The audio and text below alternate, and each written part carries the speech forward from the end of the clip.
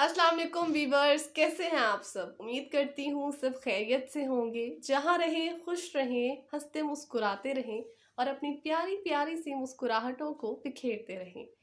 आज मैं आपके सामने जिस वीडियो पे रिएक्शन दूंगी उसका टाइटल है साइंटिफिक मिरेकल्स ऑफ खाना काबा एक्सप्लेन्ड। आप लोग जानते हैं कि खाना काबा एक बहुत ही मुकद्दस जगह है। दुनिया में ऐसी कोई जगह नहीं है जो खाना काबा की तरह मुकद्दस और मरकजी हैसियत रखती हो। ये खाना काबा सऊदीया अरब में वादी हिजाज में वाक़या है। सैकड़ों लाखों अफराद 24 घंटे में खाना काबा की तवाफ करते हैं और इसके साथ साथ लाखों घरों की जीनत खाना काबा की तस्वीर भी बनी हुई है। खाना काबा बहुत कई दफ़ा तामीर हो चुका है। मौजूदा सऊदीया हुकूमत में हर साल 3 मरतबा बैतुल्ला का दरवाज़ा खोला जाता है और बैतुल्ला शरीफ के कोने पर एक हिजरे अस्वद भी मौजूद है जिसको लोग बड़ी ही मोहब्बत और अकीदत से चूमते हैं। और इसके साथ एक हदीस है कि बैतुल्ला शरीफ पर नज़र पड़ते ही जो सबसे पहली दुआ मांगी जाती है वो फ़ौरन अल्लाह ताला के यहाँ कबूल हो जाती है। बैतुल्ला शरीफ अल्लाह ताला का घर है और इसमें हज और तवाफ़ किया जाता है और इसको काबा कहते हैं। इस वीडियो में देखते हैं कि खाना काबा की मिरेकल्स क्या हैं, लेकिन इस वीडियो को देखने से पहले अगर आपने मेरे चैनल को सब्सक्राइब नहीं किया है तो मेरे चैनल को सब्सक्राइब कर दें। वीडियो अच्छी लगे तो लाइक और शेयर भी ज़रूर कर दीजिएगा। So let's start the video. अस्सलामुअलैकुम दोस्तों, मेरा नाम है हसीब शफ़क़त और आप देख रहे हैं हंसी टीवी। दुनिया में किसी भी हिस्से में रहने वाले मुसलमान काबा की तरफ मुंह करके नमाज अदा करते हैं जिसे किबला कहते हैं। बहुत से लोग इसकी हिकमत नहीं जानते कि ऐसा दरअसल है क्यों, क्योंकि आज से हज़ारों साल पहले का दौर कोई साइंसी दौर नहीं था और ना ही आज के ज़माने की तरह इसकी हिकमत को जानने के लिए कोई साइंसी अदाद शुमार और हालात मौजूद थे। बहुत से गैर मुस्लिमों को आज भी लगता है कि मुसलमान काबा को, जो कि बस एक काले रंग का क्यूब शेप का घर है, इसकी इबादत करते हैं। इसलिए वो सवाल करते हैं कि हिंदुओं की तरह जिस तरह से वो मंदिर जाकर अपने खुदाओं या पत्थरों से बनी बेजान मूर्तियों की पूजा करते हैं, इसी तरह से मुसलमान काबा की इबादत क्यों करते हैं, क्योंकि वो भी तो एक बेजान पत्थर से बनी हुई इमारत है। इन दोनों के अंदर भला फ़र्क क्या रह गया।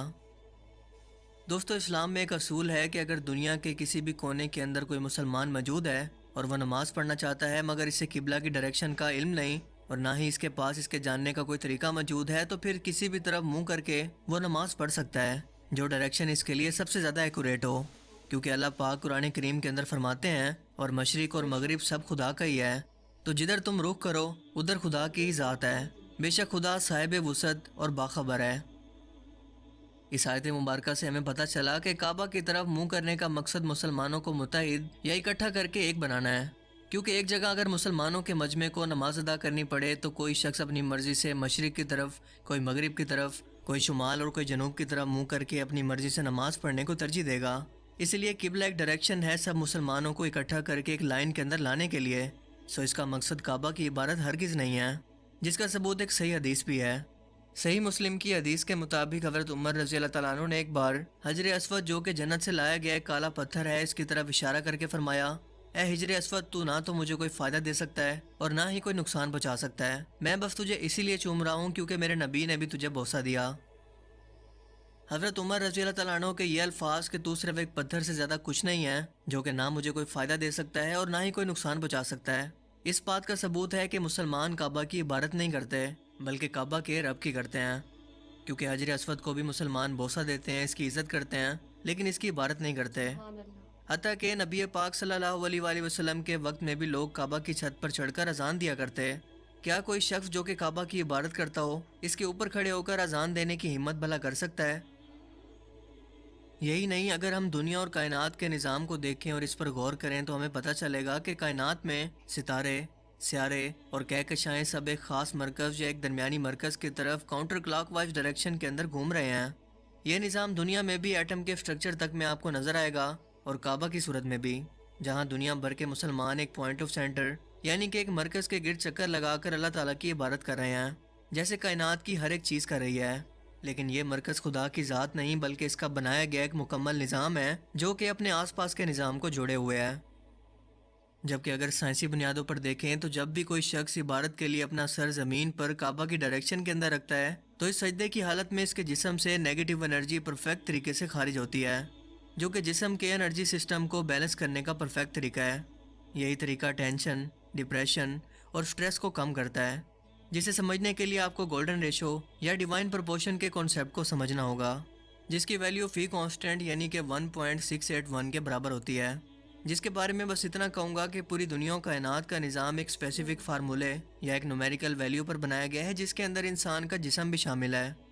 आपको पूरी दुनिया कायनात के अंदर और इवन के नेचर के अंदर हर जगह पर बस यही एक फार्मूला नज़र आएगा।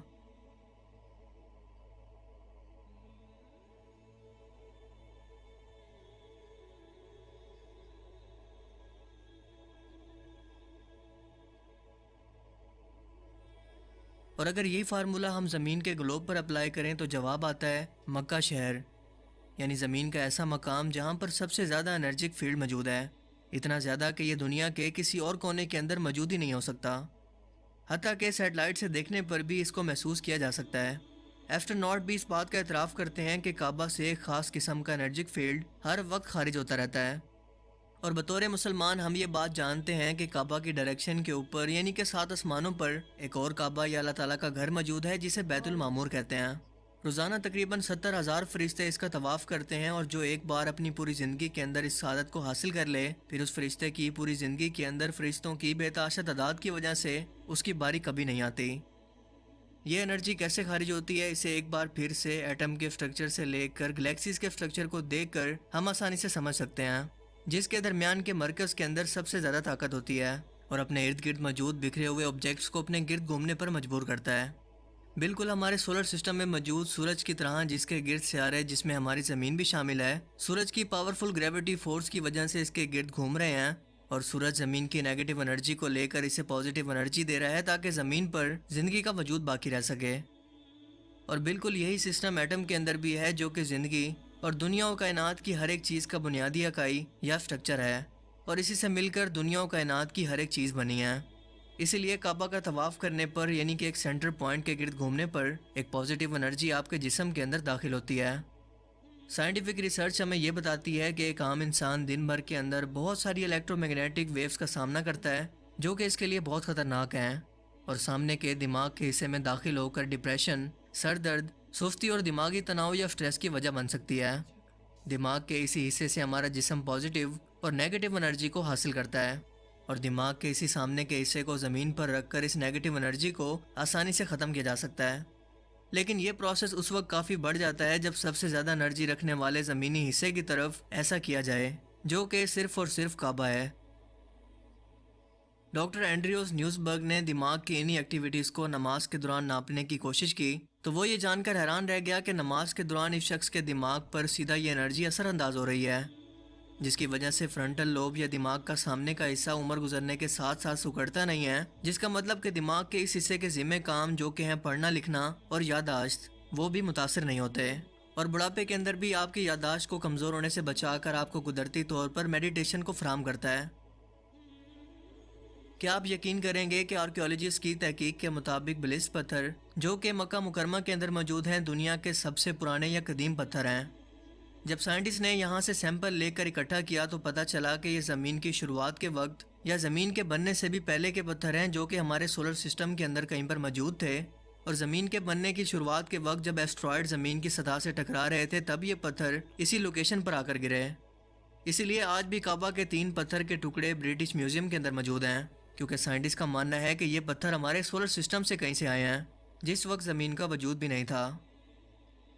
ज़मीन पर काबा की लोकेशन या लैटिट्यूड 21 डिग्री और 25 डिग्री है, लेकिन क्या आप यकीन करेंगे कि कुरान करीम के अंदर काबा को बयान करने की सूरत का नंबर भी 2125 ही है, जिसके अंदर अल्लाह पाक फरमाते हैं कि जब हमने खाना काबा को लोगों के जमा होने और अमन पाने की जगह मुकर्रर किया और हुक्म दिया कि जिस मकाम पर इब्राहीम खड़े हुए थे इसको नमाज की जगह बना लो, और इब्राहीम और इस्माइल को कहा कि तवाफ़ करने वालों और इत्तिकाफ़ करने वालों और रकू करने वालों और सजदा करने वालों के लिए मेरे घर को पाक साफ रखा करो।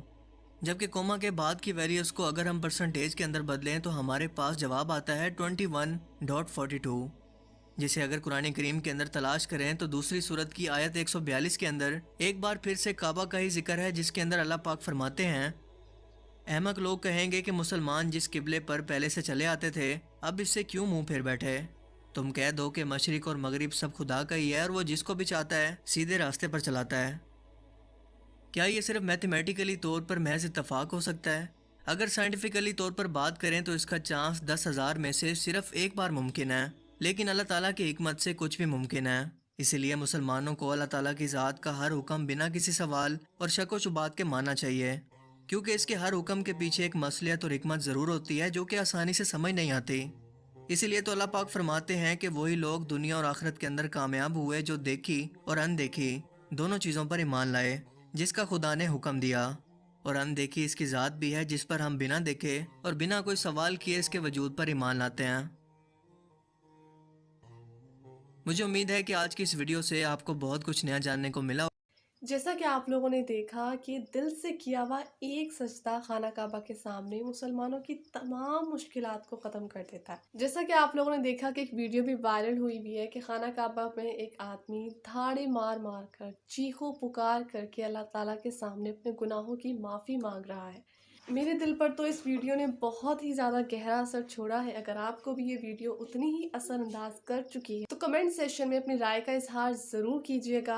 ہنسی وائس کی ویڈیوز مجھے بہت زیادہ اچھی لگتی ہیں، بہت انفارمیٹیو ہوتی ہیں، تو میں نے ان کی ویڈیو کا لنک ڈسکرپشن میں دے دیا ہے۔ ان کے چینل کو بھی سبسکرائب کیجیے گا اور میرے چینل کو بھی سبسکرائب کیجیے گا۔